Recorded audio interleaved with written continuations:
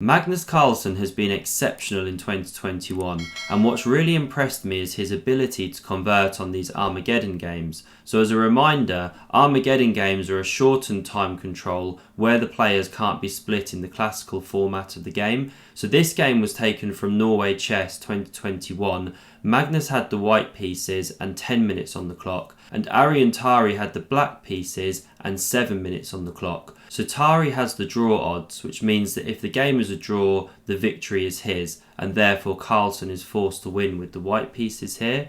So Carlsen kicks off the game with pawn to e4, and we went in for this Italian game, also known as the Guccio piano, with this bishop c4 move, rather than bishop b5 starting the Roy Lopez.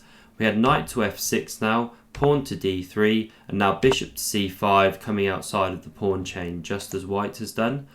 Pawn to c3 now, a very common way of playing. You don't let the knight go here because it's coming on a different journey, and you support d4 later. We had pawn to d6 now, and now knight b to d2, starting this common journey, and Magnus actually plays it in an interesting way. So after pawn to a5, a standard break to gain some queenside space, we now had the immediate knight to f1 instead of castles first, and this allows Magnus to very quickly redeploy the knight, and we'll also see a very aggressive intention he's got behind not castling the king yet. So we had bishop to e6 from Tari, challenging that important diagonal, and now Magnus goes bishop to b5. This might look strange, but what he's trying to do is avoid the exchange of pieces here, and that's why he keeps this one on the board. He's not really looking to actually swap it for this knight, but more likely he'll drop it back like this, or if he plays d4, he'll drop it back into d3. So this move is designed to keep tension.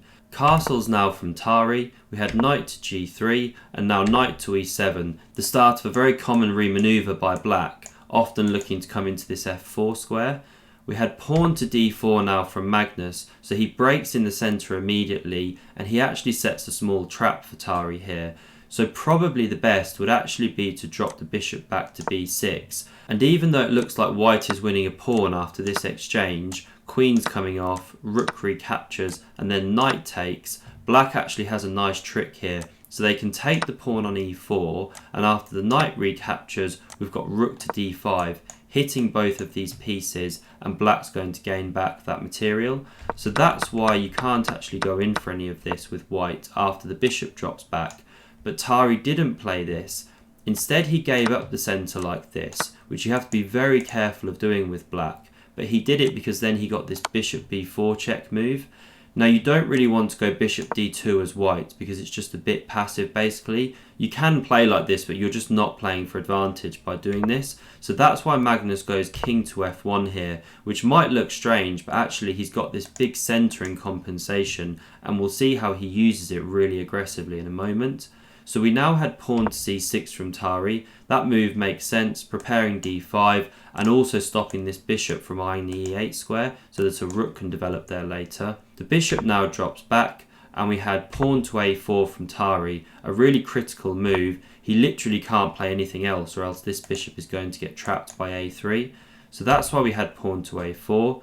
Now we had pawn to a3 anyway, and Tari throws in bishop to b3, hitting the queen. And now Magnus blocks here. Although this now promotes the trade of pieces, in this instance he's actually winning a pawn, because after the bishop drops back, which is its only move, now he takes on a4, and Magnus is a clean pawn up. So we can see he's got the better of the opening here, but his king is a bit stranded, is the only downside of his position. So Tari seeks immediate counterplay. He tries to strike in the centre and take advantage of that exposed king, but actually after pawn to e5, knight into e4, it's not so easy to start ripping things open against the white king. Now you definitely don't want to take here as white because you just give black way too much play. Suddenly your pieces are stumbling all over the place, the queen is activated, and black is better here. So instead of doing this, Magnus drops his queen back, getting it off the line of the rook, now also looking at this knight and preparing to capture twice if black doesn't respond. And so that's why black goes pawn to f5 here. You want to rip open lines against the king, and you also need to bolster that knight on e4. And again, it's really instructive how Magnus responds to this now. So you definitely don't want to take. You give black these amazing pawns, and you open the rook. You don't want to take here en passant, or again it's a similar thing. Black could recapture with the knight, and you've ripped open the f-file for black, plus there's just no longer a pawn on e5, cramping the black pieces like there was before, so you're freeing black's position. So that's why you don't do either of these things, and Magnus plays knight to e2 instead. A really nice re-maneuver, now bringing two pieces, along with the bishop, to bear on that important f4 square. Black might like to play pawn to g5, but then this drops off. Equally, if they try knight to g6 to prepare this, well, now we have pawn to h4 attacking that knight. And if black goes h5 to prevent that push, well, now we get access to the g5 square. So unfortunately, black's just not in time with any of their plans. If they push f4, well, now we take here and the queen's recapturing. So white just has a really nice squeeze now on black, and it's very difficult for them to put together a concrete plan. So after knight e2, Tari tries the immediate pawn to f4, and now Magnus simply captures that pawn because that is a gambit from Tari, but we can see why he gambited the pawn. He's trying to open the lines, and he didn't have a meaningful way to do so without sacking the pawn. So the bishop recaptures, knight into g6 now, bishop back to e3, and now knight to h4. You definitely don't want to take here as whites, because after the queen recaptures, once again, you're just bringing lots of the black pieces to bear on your position. You've now got three pieces attacking this pawn. The bishop could soon be dropping back. The rooks could end up doubling. Why would you want to do this? So instead, Magnus plays the calm and collected knight to g3. He's already 2 pawns up here, so there's nothing wrong with giving a pawn back. So the black knight captures on f3, pawn takes back, and now you could take with the rook, but after king g2, Magnus just has everything he wants. He's still a pawn up, and the king's improved, and the rooks are connected, and black's attack has just completely fizzled out. So that's why instead Tari tried knight to g5 attacking that pawn, but now Magnus gets in pawn to f4. We had knight into f3, and now a really instructive move. You don't want to go king g2, which is the knee-jerk reaction here, because then black can get knight to h4. The king drops back, and now your pawn is stuck and can't advance, your rook's stuck in the corner, and the king can't actually run to the g2 square because of that annoying knight. So Magnus recognises this and plays pawn to h4 first. And even though he's giving a pawn if black were to take this, he's now opened up the rook, and we note that the queen and rook are eyeing this h7 pawn if that knight were to ever move. Instead, the move c5 was played. Again, you'll see this so often with strong players. They go for direct counterplay and try and create chances. Magnus now could actually take this pawn with the queen, but again he just chooses to play very practically. So he goes king to g2 here, and we had knight takes on d4. If the knight takes on h4 with check, well, now we can actually give this up, because after the queen recaptures, rook coming across, there's now all these problems here. We're breaking through to the black king. So that's why you can't actually chop that pawn with check. And instead Tari takes on d4 here after the king comes to g2.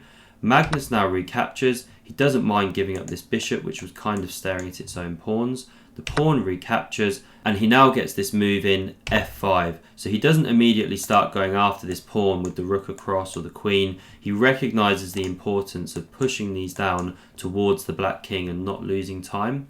We had queen to e8 now from Tari, eyeing this pawn, and now Magnus goes b4. He has to kick this bishop because it was staring at the e1 square, and after it retreats back, now we can play the rook across to e1 and defend this pawn.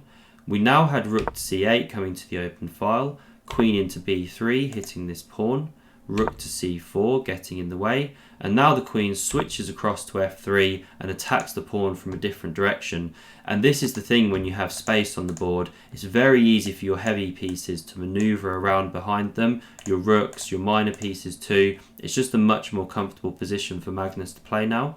So we had queen to c6 defending that pawn, pawn to f6 now, and here we can see that Magnus is really breaking through to the king.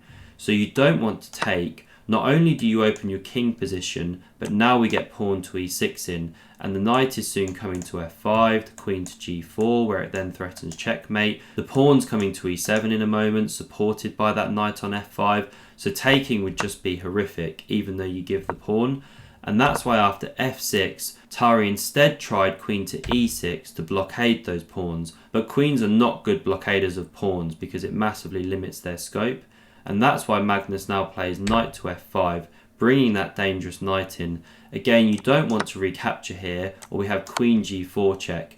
That's why after knight f5, Tari tried pawn to g6, Magnus jumps in with check, Tari moves the king away, and now we had simply knight takes on d5, and the black position is just completely dominated now. Tari tries pawn to d3, seeking some counterplay. We had knight takes on b6, so although that knight was amazing, Magnus now recognises that he can simplify down into a winning endgame, and Tari doesn't even recapture that knight straight away. He first throws in rook to g4 check, the king drops back to f1, he pushes d2 hitting the rook, and Magnus just comes up the board now to e3, keeping an eye on this e5 pawn so that the queen can't take there. We had rook to d4 threatening the push, and it's all a bit desperate now. Rook to d1 from Magnus, queen takes back on b6, and now simply e6. Look at these menacing pawns just rushing down the board. Queen to b5 check now, the rook blocks that check. We had rook into d3 hitting the queen, and now e7 from Magnus. There's no need to move that queen away just yet. Black has to respond to the white threat. Queen comes into e4, queen back to d7 here, desperately seeking some counterplay with checks here, but Magnus simply goes pawn to f7 now, ignoring that check because after the queen checks, king g1, there's no more checks to actually give for the black queen, and here Tari actually threw in the towel. So a fantastic final position on the board here from Magnus. If you enjoyed this game, then click here to subscribe and see another amazing Magnus game against Ali Reza Firouzja. Click here. Thanks very much for watching, and see you soon.